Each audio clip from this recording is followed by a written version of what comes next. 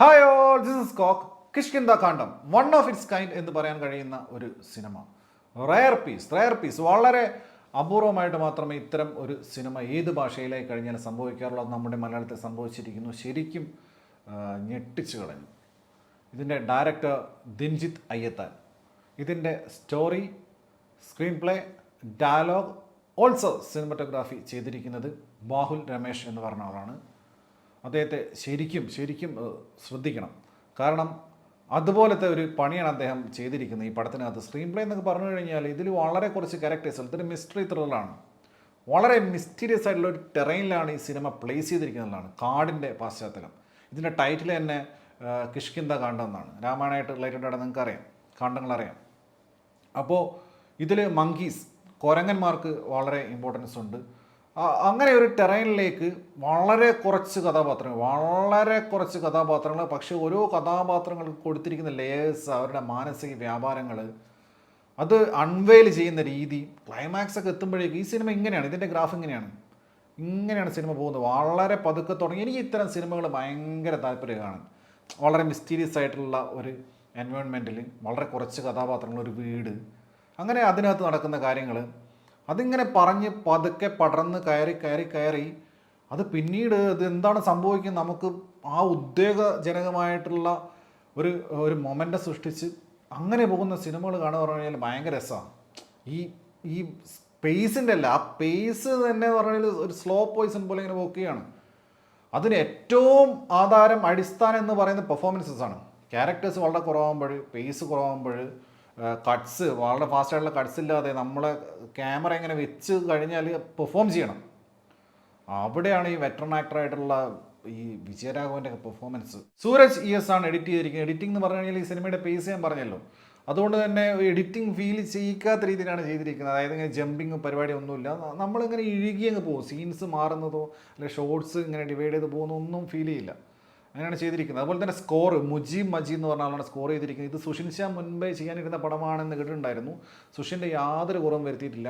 ഈ മിസ്റ്റീരിയസ് ആയിട്ടുള്ള ഈ ഒരു സിനാരിക്കകത്ത് നിന്നുകൊണ്ട് ഗംഭീരമായിട്ടുള്ള സ്കോറിങ്ങാണ് മുജീബ് മജീദ് ചെയ്തിരിക്കുന്നത്. പിന്നെ സൗണ്ട്, ഓഡിയോഗ്രാഫി ആയി കഴിഞ്ഞാലും സൗണ്ട് മിക്സിംഗ് ആയി കഴിഞ്ഞാലും മിക്സ് ചെയ്തിരിക്കുന്ന വിഷ്ണു സുജാതനാണ്. ഓഡിയോഗ്രാഫി ചെയ്തിരിക്കുന്നത് പിന്നെ രഞ്ജു രാജ് മാത്യു ആണ്. അങ്ങനെ ടെക്നിക്കലൊക്കെ കിടുവാണ്. നല്ല തിയേറ്ററിൽ ഇരുന്നിട്ട് ഇങ്ങനെ കാണണം. പിന്നെ പോലെ പെർഫോമൻസ്, വിജയരാഘവൻ ഞാൻ ഒരു തവണ പറഞ്ഞെന്ന് തോന്നുന്നു, എനിക്ക് വീണ്ടും പറയാൻ തോന്നുന്നു. എമ്മാതിരി പരിപാടിയാണ് അയാൾ കാണിച്ചു വെച്ചിരിക്കുന്നത്. ഒരു ഗംഭീരമായിട്ടുള്ള ഒരു ആക്ടറിൻ്റെ എല്ലാ ന്യൂവാൻസസും നമുക്ക് ഈ ക്യാരക്ടറിൽ കാണാൻ സാധിക്കും, അത് ഈ പ്രായത്തിൽ. പിന്നെ Asif Ali of course continuous ആയിട്ട് നല്ല സിനിമകൾ അദ്ദേഹം ഇപ്പോൾ ചെയ്തു വരികയാണ്. ആസിഫ് അലി, ഞാൻ പറഞ്ഞില്ല, ഇത് അങ്ങനെ ഒരു പെർഫോമൻസ് നമുക്ക് എടുത്ത് പറയാൻ വേണ്ടി സാധിക്കില്ല.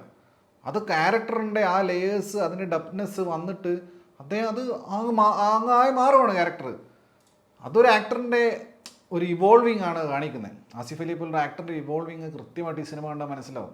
കാരണം അദ്ദേഹം ഓരോ സിനിമ കഴിയുന്നതോറും മെച്ചപ്പെട്ട് വരികയാണ്. ഇതിൽ ഒരുപാട് സീൻസ് ഉണ്ട്, ക്ലോസ് ആയിട്ടുള്ളുണ്ട്. പിന്നെ ചില ഭീകരമായിട്ടുള്ള സീൻസ് കണ്ട് അദ്ദേഹം റിയാക്ട് ചെയ്യുന്നുണ്ട്. അതൊക്കെ വളരെ മെച്യൂർഡായിട്ട് വളരെ ഗംഭീരമായിട്ടാണ് ആസിഫ് ചെയ്തിരിക്കുന്നത്. അപർണ ബാലമുരളി നാഷണൽ അവാർഡ് വിന്നറായിട്ടുള്ള നടിയാണ്. മികച്ച പെർഫോമൻസ്. ജഗദീഷ്, ഇന്ന് ഞാൻ നേരത്തെ പറഞ്ഞത് ഈ ARMലും ജഗദീഷുണ്ട്.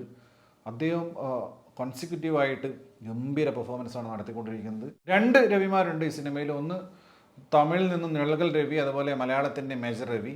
പിന്നെ അശോകനുണ്ട്, കോട്ടയ രമേശുണ്ട്, വൈഷ്ണവി രാജ് നല്ലൊരു കഥാപാത്രം ചെയ്തിട്ടുണ്ട്. അതുപോലെ നിഷാൻ ആസിഫിൻ്റെ കൂടെ അപൂർവങ്ങൾ വന്നിട്ടുള്ളതാണ്. പിന്നെ ഞാൻ ശ്രദ്ധിച്ച മറ്റൊരു കാര്യം എന്ന് പറയുന്നത്, ഈ സിനിമയിലെ കഥാപാത്രങ്ങളുടെ ഫ്ലാഷ് ബാക്ക് പറഞ്ഞാൽ ഒരുപാട് വർഷങ്ങൾക്ക് മുൻപുള്ള ഒന്നല്ല, വളരെ കുറച്ച് മാസങ്ങൾക്ക് മുൻപ് ഒക്കെ കാണിക്കുമ്പോൾ പോലും, അല്ലെങ്കിൽ ചെറിയൊരു കാലയളവിൻ്റെ വ്യത്യാസത്തിൽ ഫ്ലാഷ് ബാക്ക് കാണിക്കുമ്പോൾ പോലും കഥാപാത്രങ്ങൾക്കുള്ള ഡിഫറൻസ് ശരിക്കും ഫീൽ ചെയ്യുന്നുണ്ട്. ഇപ്പോൾ വിജയരാഘവൻ്റെ കഥാപാത്രം ഓൾറെഡി പ്രായമുള്ള കഥാപാത്രമാണ്, പക്ഷേ അദ്ദേഹത്തിന് കുറച്ച് മുൻപുള്ള കാണിക്കുമ്പോൾ ആ ഡിഫറൻസ് ശരിക്കും ഫീൽ ചെയ്യിപ്പിക്കാൻ വേണ്ടി പറ്റിയിട്ടുണ്ട്. ആസിഫിൻ്റെ ആയി കഴിഞ്ഞാൽ അങ്ങനെ തന്നെ. അപ്പോൾ അതൊക്കെ കൃത്യമായിട്ട് അവർ ചെയ്തിട്ടുണ്ട്. ആസ് എ ഹോൾ പറയുകയാണെങ്കിൽ ഒരു ഗംഭീര സിനിമ. എസ്പെഷ്യലി ക്ലൈമാക്സിന് എടുത്ത് പറയേണ്ടത്, മിസ്റ്ററി ത്രില്ലർ എന്ന് പറയുന്ന ജോണിൻ്റെ എടുത്ത് നോക്കുമ്പോൾ ഇതിൽ വന്നിട്ടുള്ള സിനിമകളുടെ കൂട്ടത്തിൽ, ഏത് ഇൻ്റർനാഷണൽ സിനിമകളുടെ കൂട്ടത്തിലും വെക്കാൻ പറ്റുന്ന ഒരു അഡാർ ഐറ്റം തന്നെയാണ് കിഷ്കിന്ദ കാണ്ഡം ഫ്രം മലയാളം.